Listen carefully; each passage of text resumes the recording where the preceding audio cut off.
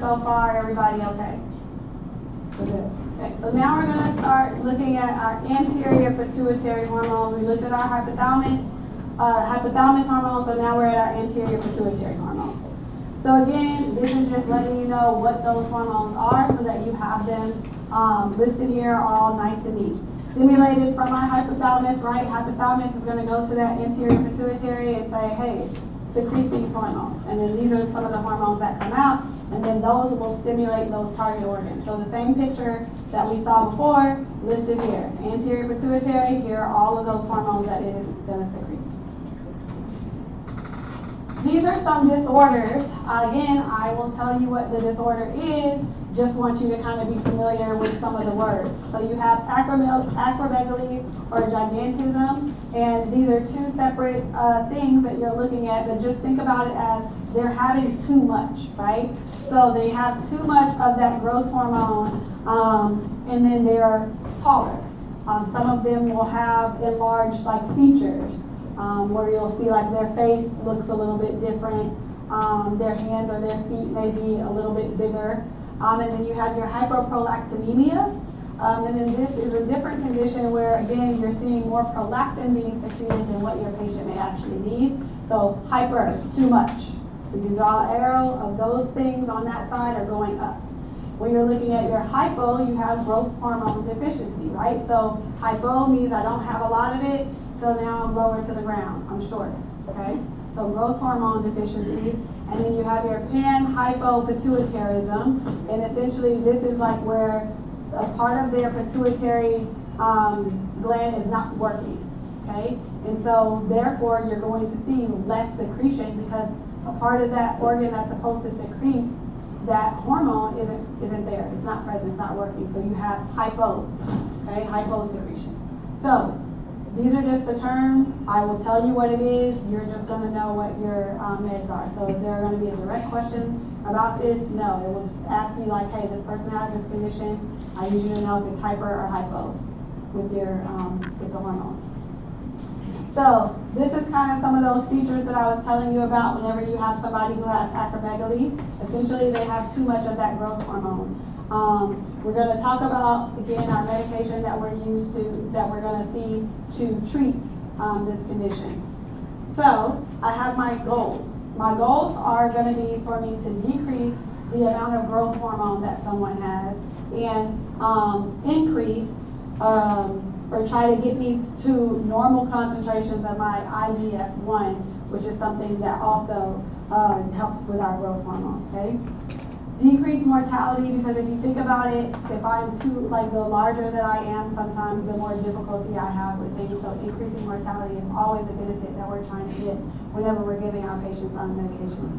So our end-all, be-all treatment, of course, if it is something that we can fix as far as like some type of tumor that is causing this excess in secretion, then we want to resect that, right? That is the way that we know for sure that I'm getting rid of the issue. If you're trying to chemically control something, we can do that, but remember, just like we talked about with our thyroid, sometimes we can have where that patient is going to relapse or they're taking something for a very long period of time whenever they don't have to. So, pharmacotherapy, when do we want to use it? We're essentially saving this for somebody to kind of be controlled until they get to that surgery, until they're comfortable with wanting to receive surgery. Because some of your patients are going to be very hesitant about that at first. Or if they're not a candidate for surgery and we still have to control this disease, because the more that they continue to secrete too much of that growth hormone, the more we're going to see these physical changes in that patient as well, right?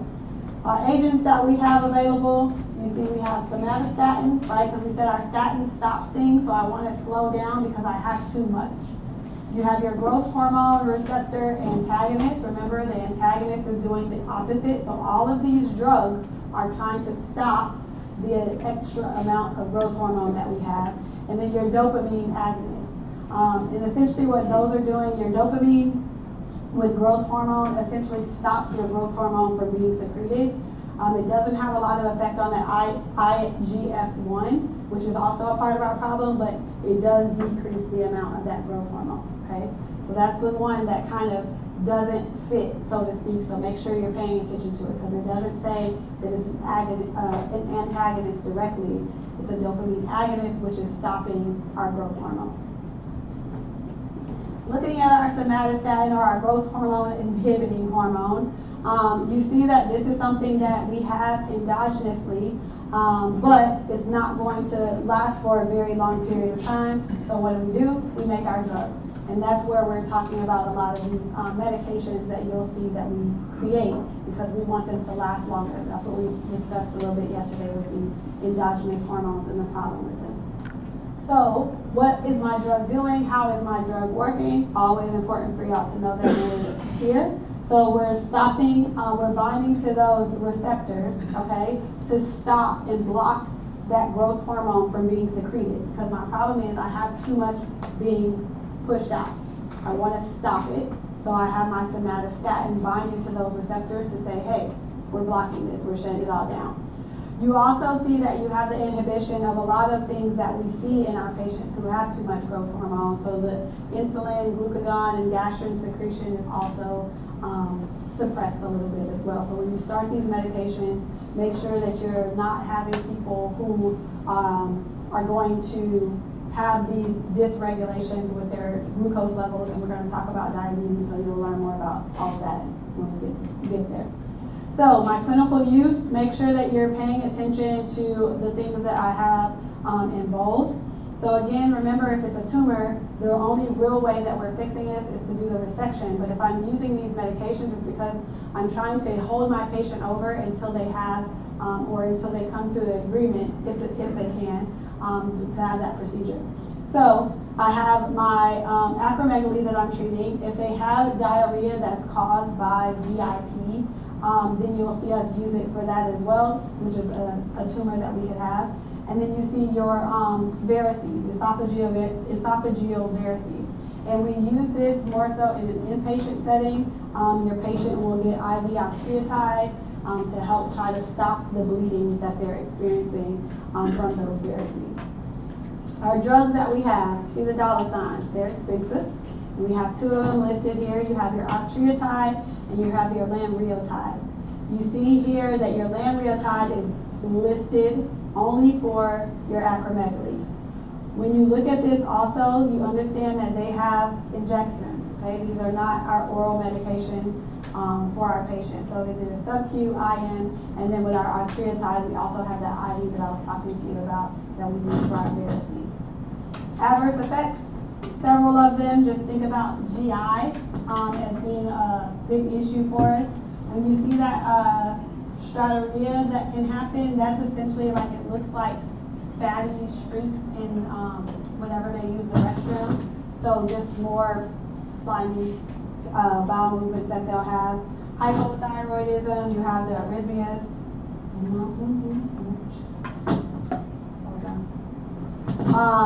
And then the mic wants us to get out of class right now. Like, I'm not mad. Okay. So then looking at your adverse effects, just making sure that you're paying attention to that. Remember, we talked about how they can mess with our insulin and our glucagon, so you can see those glucose concentrations being affected, and that's why I told you, especially if you have a patient who's diabetic, make sure that you're monitoring that. Okay? Your growth hormone receptor antagonist, or your somatovert, is pegvismat. And essentially what this is doing is, again, binding to those receptors that are dealing with our growth hormone and blocking the binding of that growth hormone. So the same idea. Make sure that you're seeing that this is on the surface of that cell, that this is working. Again, now we see something that is decreasing that IGF-1. Because remember when we were looking here, I had the decrease in my growth hormone, but I didn't have a lot of direct decrease in my IGF-1. Here you see a decrease in your IGF-1. Clinical use, these are for your refractory patients, okay? So you use your other medications, they weren't working. Now I can see where I'm using my pegvismat. So refractory. Or they have been on that medication for a long period of time, they still haven't decided, or they're still not a candidate for surgery, you can see us using this medication here. Adverse effects, very kind of mild for the most part. The flu-like symptoms are something that you could see, nausea, vomiting, so that's kind of basic, but your flu-like symptoms, and then you can see their LFTs be affected as well, so just monitor those. Okay, my growth hormone deficiency. So, deficiency, I don't have enough, too little. Not enough growth hormone, so I'm expecting to see my person being a little bit shorter. And when I look at this, I have my somatotropin, okay? So, different than your somatostatin. They start the same way, so make sure that you're not word associated and messing up that last part. So your somatotropin, you see that it's going to be stimulated by our GHRH, right, that growth hormone releasing hormone, and that's where I can start to get my IGF production. So again, opposite of our somatostatin, and a lot of this is coming from the fact that we're having more amounts of our IGF-1 being produced. So that's where mainly most of our mechanism or our way that our medication is working is coming from. So that's why I only highlighted like stimulating your IGF-1 production. This is just going into more detail. Don't need you to know all of that.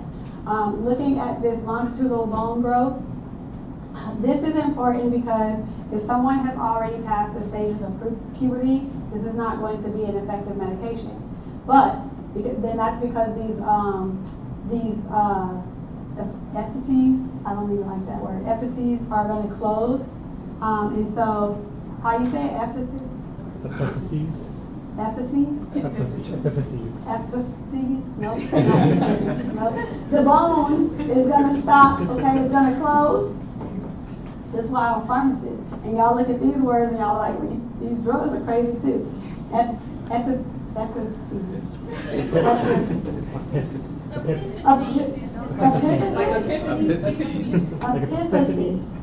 Oh, that's like an epiphany. Epiphysis. That's how you say that?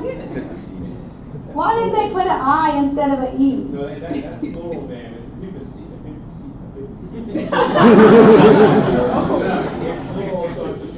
Oh, it's telling because you have two of them.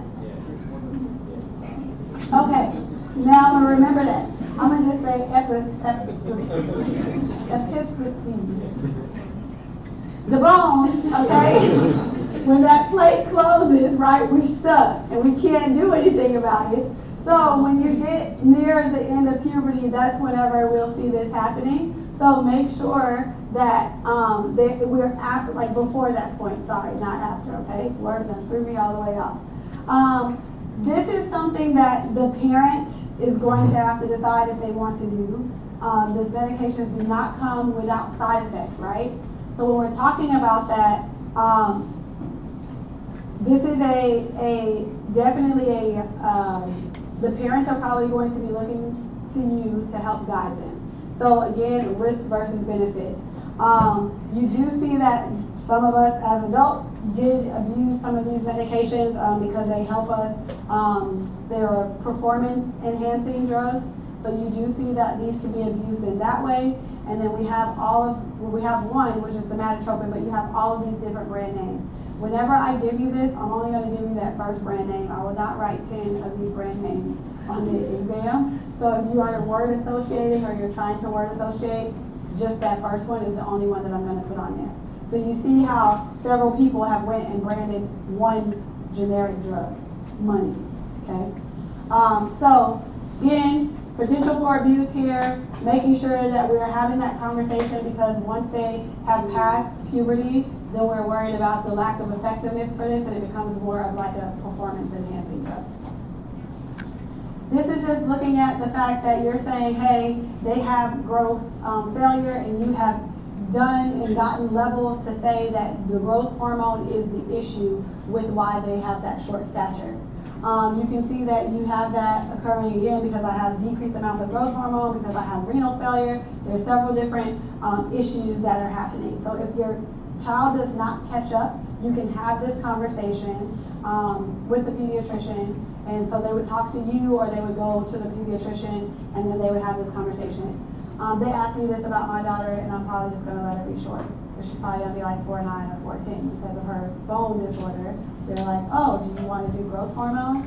And I said, no, thank you. We're just going to let her be however she is, okay? So you have these different utilizations that we can try to use some of these medications for. Prader-Willi syndrome, I will just tell you what it is, but just understanding that this is something that they're typically going to be born with, and they're going to be shorter in stature as well. And then your HIV patients, a lot of our patients who are HIV positive, which with some of our other meds that we talk about, you see that they have wasting, they're very skinny, and so we can try to use this medication to help stimulate their growth as well. So your clinical uses are essentially in the adults to the right. If I'm abusing it, then I'm using it for performance enhancement. So you could put illicitly for performance enhancement if you wanted to over there. And then with our children, this is because they didn't have enough growth hormone, and we're trying to catch them up. They have some type of renal insufficiency, which is affecting the amount of growth that they have, or they have the Prader-Willi syndrome. Okay. And then this short bowel syndrome, this could be for several different reasons. Y'all will learn about that, but pay attention to that being there as well. I don't want to miss that one. Okay, thyroid stimulating hormone, or your thyrotropin. So this medication, when you're looking at this, we have our thyroglobulin, and it's converted into T3 or T4, depending on how many of those iodines that we talked about that are incorporated. When you talk about your thyroid peroxidase, or our TPO that we talked about, that was doing the oxidizing for adding them, this is also used to produce our thyroid hormone. So when you're looking at this, your thyroglobulin is essentially one of your precursors that we have to our T3 and our T4. And remember when we were talking about our thyroid, we said that deals with a lot of our growth, that deals with hormones. So that's why you see this coming in. This is a diagnostic agent, so we're trying to see, like, hey, if I give them this medication, is TSH now being secreted? Okay, and then that'll let you kind of know where your problem is. If you did some type of where you tried to remove their thyroid, right, in our hyperthyroidism patients, like if you tried to remove it, if I gave them this, I'm expecting to see no response. Right? But if I do see a response, that's how I know I didn't completely kill that gland. So this is, again, just diagnostic, nothing that you would be prescribing, something that you would be using like in a clinic type setting. Our adrenocorticotropic hormone, or corticotropin. With this one, again, you're going to see that we have this as one of our diagnostic agents. And we do use this quite a bit to try to differentiate between your primary adrenal insufficiency or your secondary adrenal insufficiency. So I want you to remember that part that's in bold when we're talking about our uses. And then understanding with your primary, you have addisons, or you have like an adrenal gland issue. And then when you're looking at your secondary, you see that you have like some type of pituitary issue that's occurring. So this is just giving you, again, the difference between what is primary and what is secondary. So your primary is, there's something wrong with your adrenal cortex. There's a direct issue with the actual adrenal cortex. Whereas your secondary is more so because, like, I am having a decrease in my ACTH, and now I'm not getting the responses that I want. So this could be from exogenous issues. This could be because there's an HPA axis suppression, which could happen from me, like using my steroids and things like that. So understanding one is like direct damage to an organ, and another one is caused because, like, I've messed something up with either my meds or like the medication that I'm using, right? So we're going to talk about the difference between these two and the responses that we should be seeing depending on what we're trying to target with our meds. Our agent that we have is your cosentropin or your cortroshin. With this, again, not prescribing this is in a clinic. So if I have my primary adrenal sufficiency, right, my adrenal cortex is broken. We talked about this in the very beginning, and we talked about how cortisol was like your end result. So if my adrenal cortex is broken, I'm not going to see a lot of cortisol. I'm not going to see my end result, right? Because there's no engine in the car. Okay, it's not going to, so if I put the key, nothing is happening. It's broken. Okay, there's nothing in there. So when you talk about your primary versus your secondary, just remember that, because when we give your cosentropin, that will determine what effects we're trying to, or what we're expecting to see when we give this medication. So, here, I gave some cosyntropin to a patient with primary adrenal insufficiency. What is the response that I'm thinking that I will see? So primary, where is my issue? Right here, right? So I gave my med. It can get through all of this, but then I get here, it's not going to do anything. So what am I expected to see with my cortisol level? Right? Am I expecting to see a decrease, or am I expecting to see no change? And explain to me, well, we know it's not going to be an increase. Am I expecting to see a decrease or an increase, or no change? Why no change?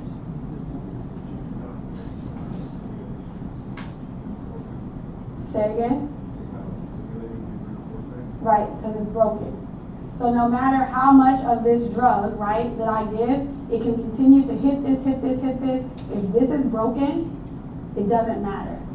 If this isn't broken, so I have like secondary, I can give it and I can bypass this and I can see that I will have a change, okay?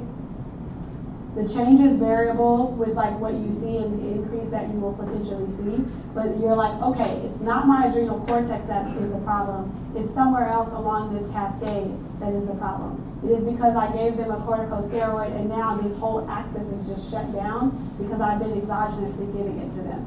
So my body, because I gave it a steroid, said, I don't need to do any of this. You're giving me what I need, you're giving me my cortisol, I'm gonna be fine.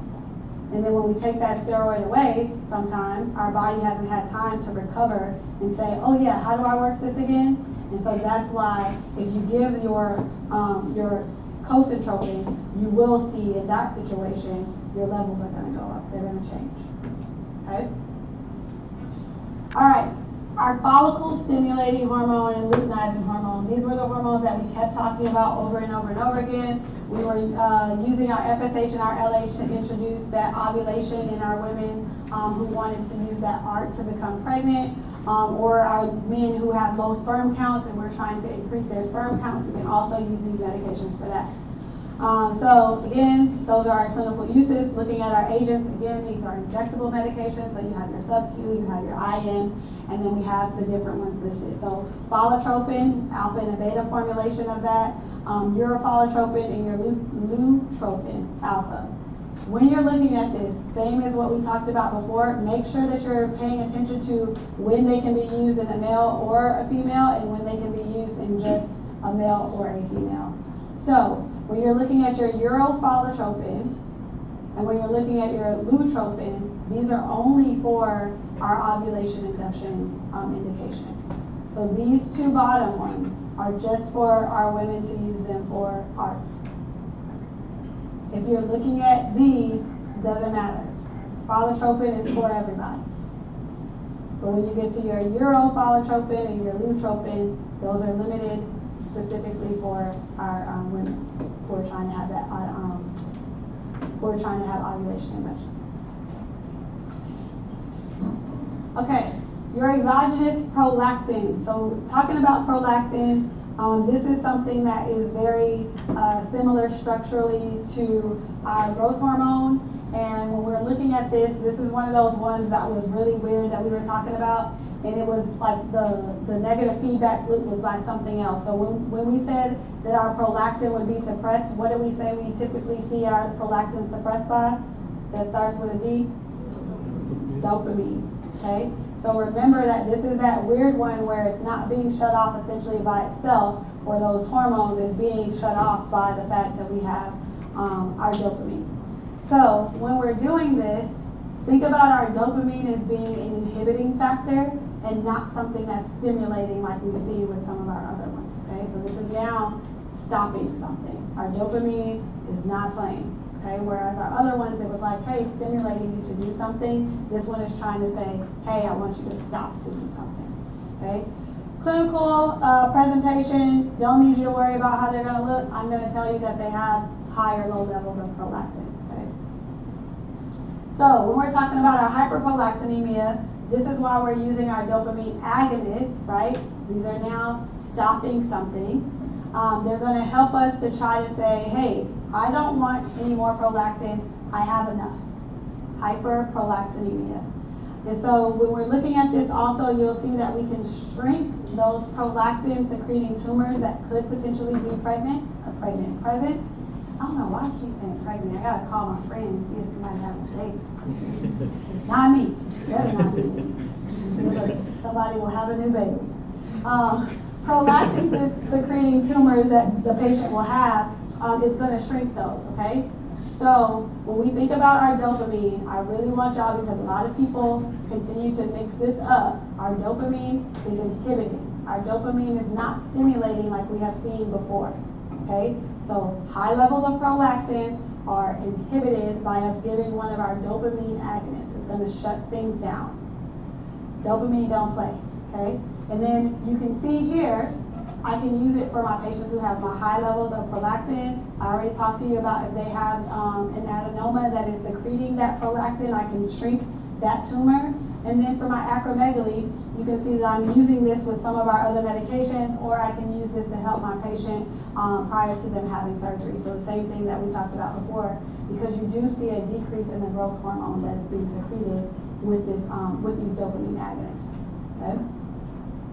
Our options, we finally hit some oral medications. Okay, so your dopamine agonists are oral. I typically try to tell you don't worry about formulations. This lecture, that's why I was telling you, like, these do start to matter. So this one I want you to remember that it's oral. You have your bromocriptine and your cabergoline. The difference that you see here is that one is dosed once a day, the other one is dosed twice a day. Which one do I think I may have more compliance with? Twice a day or once a day? Twice weekly. Oh, sorry, twice weekly. Which one do I think I will have more compliance with? Twice weekly. Twice weekly. I was about to say, what are y'all saying? Twice weekly, sorry. So, when I do twice weekly, what is the other thing that I always tell you to do? If you do twice weekly, what do you need to tell me as the patient? Right days. Which days? Tell me which days, because I'll probably do Monday and Tuesday. Should we do Monday and Tuesday? No, because that's not helping me with my levels, right? So spread it out. Is it going to be perfect? No, it's not going to be perfect. You might have Monday and a Wednesday or Monday and a Thursday, but try to spread it out as much as you can, okay? To like the spaces in between. Adverse effects, they're pretty well tolerated, and these are things that our patients typically like because, again, they're not injecting themselves, less invasive. But I can see nausea more so whenever I'm using my bromocriptine. And that's the one that they're having to take every single day anyway. So this is now just leading us further into why we use our cabergoline a lot more. Okay? So cabergoline, less side effects. You see the headache, GI issues, orthostatic hypertension, the typical things that we see. But make sure that you're paying attention to GI issues, which one has more or less nausea, and then my hypotension that I have in my patient. So more patient friendly, the one that we like the most is your cabergoline. Remember, these are our first oral options that we have seen.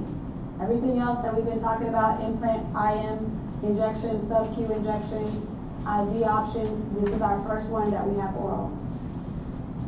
So, our dopamine agonists work by doing what? Increasing my prolactin or decreasing my prolactin? Decreasing, right? These are not stimulating like everybody else, okay? What else was unique about these? Do I have, what type of administration can I give them? My formulation? Oral. Okay, so your dopamine agonists are oral, and your dopamine agonists are also trying to stop things. They're not stimulating things. Okay? This is a summary chart, again, looking at all of our different hormones that we have and what they're doing. We've already talked about all of this, so if you want to use this as like a reference slide, I'm going to go off of what's in our main slides, but this is just trying to summarize everything for you. So not a chart that I need you to remember per se. All right, posterior pituitary hormones. They're all listed here, so these were the ones where we were looking at our oxytocin and we had our ADH that we were looking at, so trying to say, hey, here are my drugs that I have that are going to control these two conditions that you're going to see us use them in for the most part. So my ADH is anti-diuretic hormone, that's what it stands for. And you'll see a lot of us use ADH as like in notes, you'll see ADH.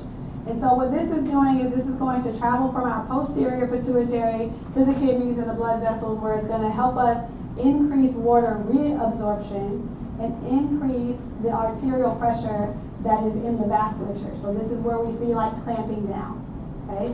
Because I'm increasing my pressure. When you're looking at this, just make sure that you're understanding that all of this is driven by the levels of sodium. So when we get to, I think it's in the next couple of slides, when we get to these slides, we're going to talk about those sodium levels. That's going to be important because that is what is controlling my ADH. That is what's controlling my hormone. So our receptors in our hypothalamus are going to say, hey, what's going on with my sodium concentration in the blood? Depending on what it says, it's going to either release ADH or it's going to stop secreting our ADH. Okay? So make sure that you're understanding what our ADH does is controlling our water levels, essentially. Okay? So water retention versus if we're going to get rid of it. And then that's all controlled by my sodium levels, that my hypothalamus is saying, hey, based off of this sodium level, I'm going to do this. I'm going to either secrete ADH or I'm going to stop it. When I secrete ADH, what happens to my water? Am I getting rid of it or am I keeping it? Keeping it. Okay, so make sure you're understanding what's happening. So when you're looking at this, I want you to focus on the bottom part of what's happening here. So when I'm talking about my levels, I will give you a level and I will say, hey, it's high or hey, it's low, right? If I give you a sodium level. So I don't need you to remember the numbers, I just need you to remember what's happening with your ADH. So if you have a hypertonic situation, you have high levels of your sodium, then what you're going to see is that ADH is going to be secreted. Okay? I'm secreting my ADH because I want some water retention, which is going to dilute out things. Okay? So a lot of your lab values, sometimes you'll see they're diluted because now I have more water. So I think about like Kool-Aid, right? If you have Kool-Aid that just has a bunch of sugar in it, it's going to be very, very, very sweet. But if I add more water to it, I've diluted it out, even if I have the same amount of sugar in my Kool-Aid. Okay? So the more that I add water to it, the more diluted it is going to be. All right? But I still have the same, really, I still have the same concentration of sugar. All right? So sometimes your labs, they will be like diluted levels to where they're low when you see some of your values. And it's not a true level of what your sodium or whatever you're looking at maybe. So I retain my water. I also am going to get some dilution, but then what you'll see is I also am increasing my pressure, my arterial pressure, because now I have more water, right? So now I have more water in my hose. My hose is the same, but now I've increased how much water I'm retaining because I released ADH. All of this is controlled from ADH. And this is all started because your hypothalamus noticed something was going on with your sodium levels. So when you see this with a low level of sodium, your body is like, hey, I have low levels of sodium. Let me get some of this water off so that I can see my numbers go back up, right? So now my Kool-Aid is getting sweeter again because I'm pouring off some of that water. Think of it as you haven't mixed it yet. I haven't had Kool-Aid in a long time. So now, because my low levels of sodium, I'm getting rid of water, okay? I'm excreting water. So that is all this is saying. If you have a hypertonic situation versus if you have a hypotonic situation. And again, I will tell you what is happening. So this is our lady. She's out. She's having a good time. She's sweating. She's working out, so she's sweating. Okay? She's going to lose her fluid volume because our sweat is fluid, right? So it's coming out of her skin. She's not drinking water. You see, she's just skating with no water bottle. Okay? So she's losing fluid. So your vasopressin and your ADH is going to be secreted because it's like, wait, I don't want to get rid of that. I'm trying to now retain it. Retain as much fluid now as I can. Okay, because I'm secreting it. I'm skating. No water bottle. I'm going and I'm sweating. So now my ADH comes and says, wait, you need to retain because my sodium levels are going to be changing. So now your kidneys are going to say, all right, we're going to increase our H2O retention so that we can avoid her from being dehydrated. Because if not, she will just continue to sweat and she's not pouring anything back in. So your body is trying to do that for you with ADH. Your body is trying to say, all right, let me retain this water, okay? So when we talk about this, we have V1 and we have V2. This is the important part of the slide so that you can know where your medications are gonna work. So your V1 is looking at your vessels, whereas your V2 is looking at your kidneys. So your vessels, when we're talking about our ADH, that's where we get our vasoconstriction or our clamping from. And then your kidneys, the fluid, when ADH is released, your kidneys are like, hey, I need that water back. So that's why you see the water reabsorption, because I'm trying to prevent my patient from becoming dehydrated. Okay, so V1 is where? And V2 is where? Okay, one vessel, two kidneys. ADH release, with my vessels I constrict, and with my kidneys I keep my water. Okay? So here are our medications that we have to try to help us in these situations. My vasopressin, IV medication that we have, and essentially when you're looking at this, you see that it's going to increase that permeability of our water. So if I'm talking about that, where am I thinking? If I'm talking about water retention, who's doing that? V1 and V2? V2. And then I see that I can also help with some vasoconstriction. Short term, and we'll talk about why that's short term in a minute, but short term, so if I'm talking about vasoconstriction, I'm at V1. Okay, V1 for your vessels, V2 for your kidneys. Adverse effects that you can see, because now I am retaining too much. I can have that water intoxication, hyponatremia because it's dilutional, right? Because I've now kept all of that water. And then the big one that we see is your vasoconstriction. Now with this vasoconstriction, depending on how long you leave someone on vasopressin, it can clamp down so much that they can lose their limbs, okay? So this is kind of what we touched on a little bit before, I think we did last semester. But you can have, I told y'all about a patient where her and her boyfriend went to rob a store. They shot at the clerk shot back, but it's the boyfriend shot at the clerk shot back. Of course he didn't get hit, but she did. She was also pregnant, and she lost the baby. And I went into the room and I saw, she was a Caucasian girl and she was like 22 or something, she was really young. And I saw like her hands were like black, and I'm saying like black, like this, black, and like purple looking. And I was like, oh, what's that? And they're like, oh, we have her on vasopressin because she had lost so much fluid, so we were trying to get her blood pressure. She was in shock from all the fluid that she lost, so we're trying to get her blood pressure back up, so they're doing vasoconstriction. The bullet went into her, hit her kidney, her heart, like nicked her heart, and something else. I can't remember what it was. So they were initially thinking, we're going to put her on the list for a heart. We had her on ECMO and everything. We're going to put her on the list for a heart. But then they realized that her liver or whatever, her kidney was also messed up. So they're like, well, we can't do both. And then her heart tissue started to die because when they repaired her heart, when they tied one of the sutures or something, I guess it tied off an artery or vessel in there, and so the tissue started to die. Anyway, they decided to withdraw care. So we took her off of ECMO, and I was just like, man, why are they keeping her alive? Her arms, every day that we would go in, because you mark it, was starting to, like, her arms were gone, her legs were gone. So I was like, okay, so are we going to, like, this is going to come back, right? And they're like, no, we're going to have to amputate those things. So this was before we knew that we were going to, like, they were going to withdraw care. And I called my mom because I cried in the hospital that day. I felt so bad because she was so young. I said, if something happens to me, if my brain works, keep me alive. Because she had already had 3 kids. And so when they pulled her from ECMO, her kids were in there, and I was just like, yeah, I'm a baby. I went in the hallway and I just cried in the stairway. I felt so bad for them. So when you think about this, the biggest thing, you will see this used a lot in our patients who have shock. But you have a choice that you're making, right? Do I let my patient die because they are in shock and their blood pressure is so low?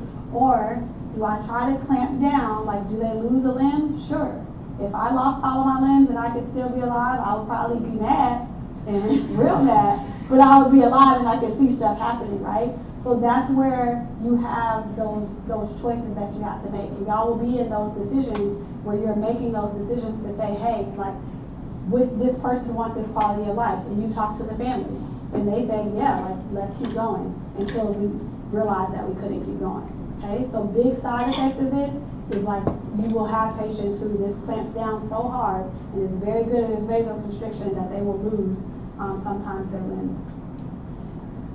Looking at your diabetes insipidus. So when we're looking at this, make sure that you're not confusing this with the diabetes that we're going to talk about later, okay? Not the same thing.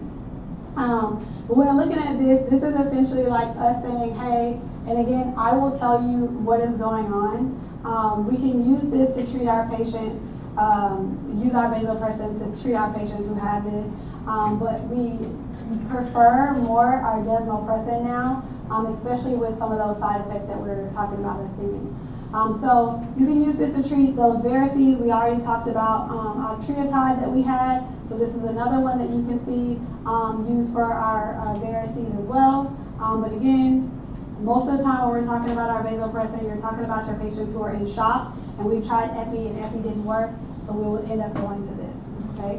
It is very potent. So looking at this is just some of the other things. Don't need you to remember all this. I want you to remember shock, your varices, and your diabetes insipidus.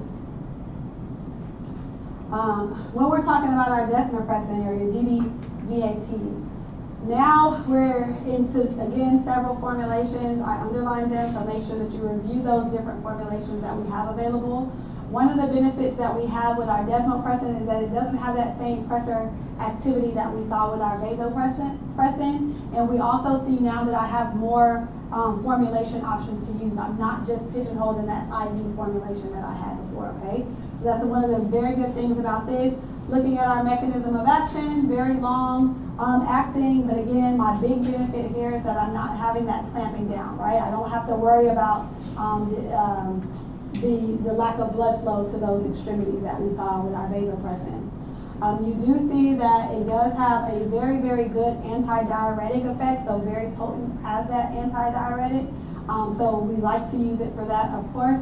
And then our adverse effects, the more, because it is so potent, you can see where it dilutes out things a lot. So that hyponatremia can be very exaggerated, and you can also see where this can progress potentially to seizures in your patient because they have such a huge electrolyte imbalance at that point, okay? So that potency, no, I don't have the pressor activity that I did in my vasopressin, but my desmopressin can cause those seizures because it's going to retain very well, okay? And then look at those formulations. Again, your clinical uses, you have your DI again there, your polyuria or your polydipsia. So you'll see sometimes these are things that happen in your patients after they've had some type of trauma. Most of your patients who are in the ICU, we've seen this where they'll present this way, and you're trying to make sure that you're correcting but not overcorrecting. So making sure again that these patients are on a fluid restriction. I talked to y'all about that already before. Make sure they're not thinking that they have these absurd amounts of water to drink, family isn't drinking in or sneaking in water and things for them, and making sure that your nurses who are working with you are tracking that you have your patient on a fluid restriction. This is one of those things that we're also going to dose to the response. So depending on what effect I'm trying to see, that diuretic effect that I'm trying to see, that's where I'm altering or altering my dose for my patient. Looking at your control of your patients who have any type of clotting disorder. So that's where you see your hemophilia or your von Willebrand's disease. This is going to be an inpatient type of procedure that you're trying to do for them to help them control bleeding. And some of our and even if you have a person who's undergoing a surgery, we can put these things on board for them as well to help make sure that they don't have excessive bleeding. And then your nocturnal enuresis or your bedwetting. This is for not like younger kids, but like they're older and it's like an inappropriate bedwetting. So if you had someone who was like 12, 13, like older doing this, or that's when you're starting to worry about it. Even when we're talking about elderly patients, like that's the natural cycle of life, we're not typically using this. This is for those situations where it's like an abnormal situation. I'm 30, and I'm bedwetting still, okay? So like that's where you're trying to see, that's where you're seeing this. being used. Our SIADH, this is the symptoms or the disease state that we're talking about that can occur. So essentially what's happening is that in this disease, your body is consistently just producing ADH. So that means that you're going to be consistently retaining more water. Regardless of if it's worried about you being dehydrated or not, it's inappropriately secreting your ADH, so it's in the name. So you're going to retain more water, therefore you're going to see that dilution that we talked about with our electrolytes. So you'll see that hyponatremia occur. You'll see hyperosmolality of several different osmoles that we have. Okay, so just thinking about that, like I have too much water. I am inappropriately secreting my ADH hormone. When you're looking at this, I just want you to understand, I will tell you, I just want you to know what was happening. Big thing here is you're saying, hey, I know that they are hyponatremic because they have SIADH. They're not hyponatremic because of the actual sodium. It is because I have diluted them out because I kept too much water. This is what's hard for us to diagnose when our patients are admitted. We're trying to figure out, hey, is this dilutional or is this an actual like deficiency in sodium? Signs and symptoms, don't need you guys to worry about this. Just understand that all the time they will not have a coma or a seizure. It is something that can potentially happen, okay? So with this, I'm going to tell you again what they have. So I don't need you to worry about this so much anymore for completion. So when we're looking at this, we're talking about how do I treat my patient, what am I gonna do? Your degree of hyponatremia is what is going to direct how you're handling your patient and how serious their symptoms are. Because we can have some people who are on that other end of the spectrum and they are potentially in a coma, they are potentially having those seizures, okay? So these are my factors which are very important for me to know. Am I treating my patient? Am I not treating my patient? How aggressively, how hard am I gonna go when I am treating them? So your degree of hyponatremia, are they symptomatic? Because sometimes you will incidentally find this. When did it happen? Some of your patients are not going to know exactly when it happened. Some of them have this condition and it's chronic, and so they don't know when it started. So making sure that if they can pinpoint when this happened, or if you can pinpoint when that onset occurred, then that's whenever you're knowing whether it's acute versus chronic. And then your osmolality and your creatinine clearance are also things that are going to determine, like, hey, are they excreting enough urine at that time? I'm going to keep going because we only have a couple of slides and then we'll just be done. Because I know it's your break time. Y'all start going like this. I got you. So our treatment when we're talking about our emergency settings versus and that's if somebody even presents for that emergency setting. What this means is like your person is in ICU, which is sometimes where we see this happening. What we are worried about when we're trying to correct this hyponatremia is how fast we're going.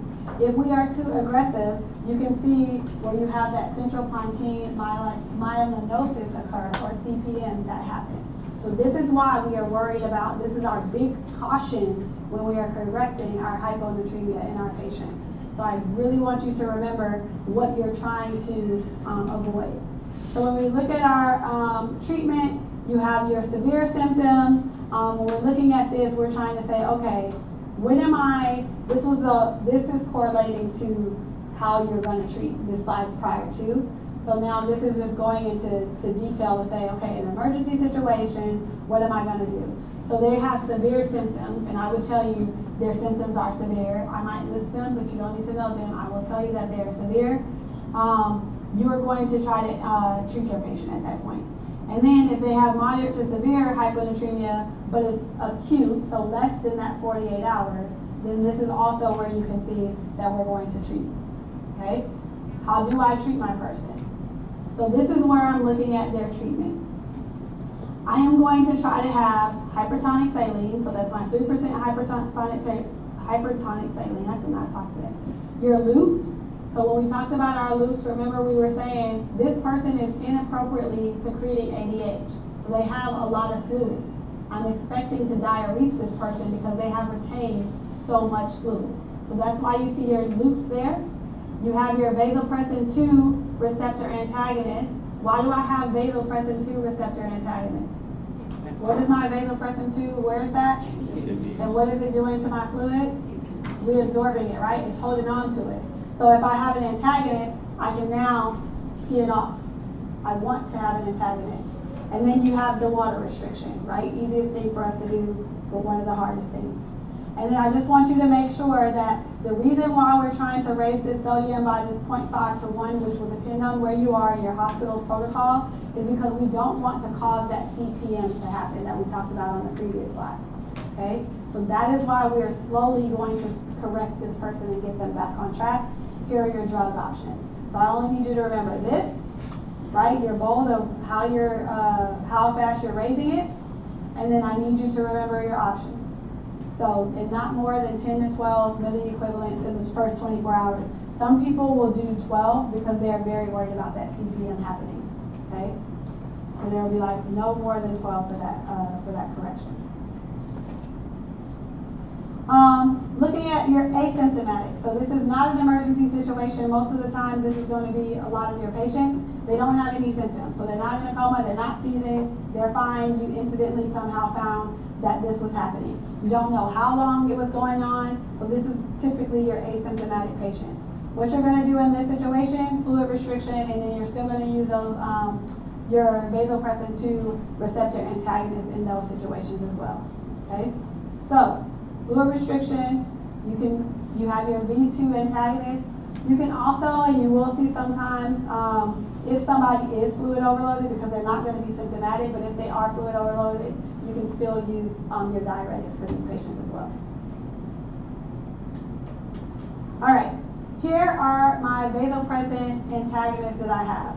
So when you're looking at this chart over here, it's the same that we saw earlier. Remember that if I'm blocking my V1, therefore I'm looking at my vasculature. If I'm blocking my V2, I'm looking at my blood volume, right? Because then I was retaining more of that water.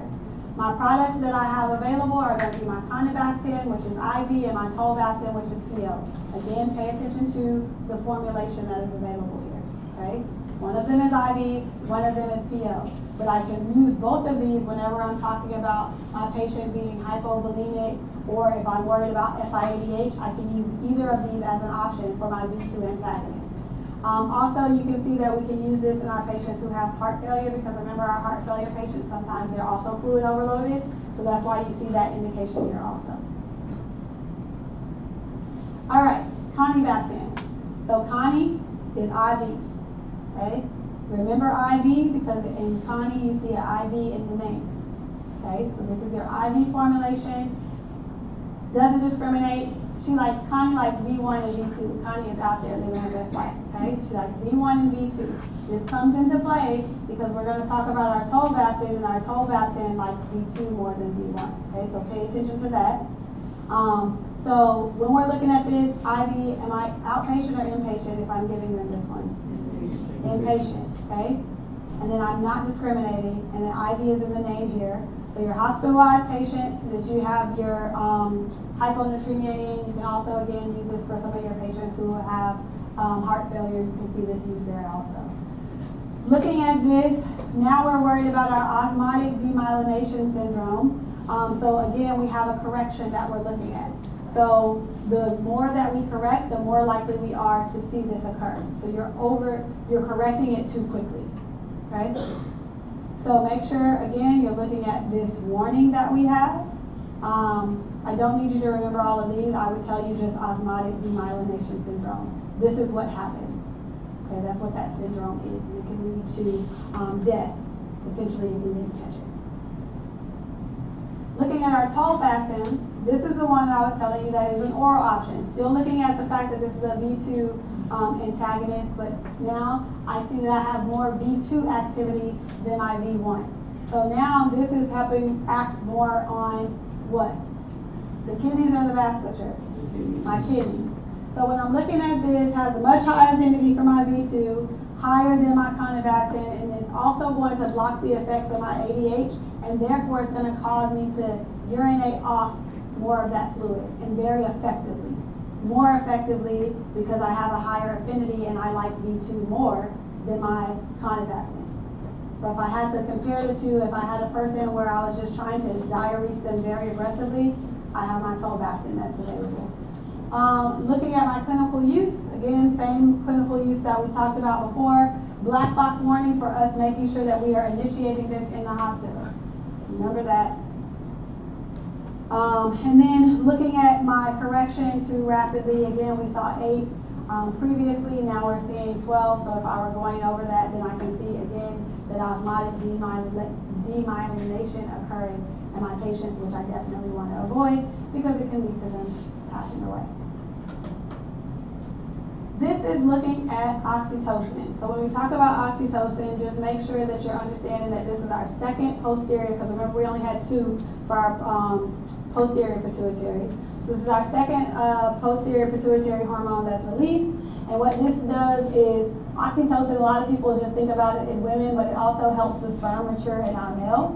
And it can also help, of course, which is what we most know it for, is stimulating those uterine contractions whenever someone is trying to have a baby, and stimulating that placenta to increase the prostaglandins, which then help provide those stronger contractions that we see, which is what we want to have during labor and delivery. So we have our oxytocin. Brand name is Pitocin. It's an IV medication. You see the 2 reasons why we're going to use it: labor induction and postpartum bleeding. That's all I need you to remember from there. It's giving you a lot of, the detailed mechanism of it, but your clinical use is labor induction, postpartum bleeding. Whenever you're looking at this medication, for the most part, it is a safe medication. Until it's not. It is a safe medication. You will see that there are some complications that can occur. So when we're using this for our postpartum bleeding, sometimes what will happen is the uterus could potentially not contract after the placenta is delivered, and so we will try to stop the bleed so that, of course, the mom doesn't bleed out. It's very good for the mother sometimes. What you will see is that the fetus will start to react to the medication the longer that they're on it. So I told y'all my crazy story about me trying to have my first one, no meds. I was like, I can do this. 3 days, they had me on oxytocin. And I was like, okay, this is gonna be fine. Never felt a contraction, never felt anything.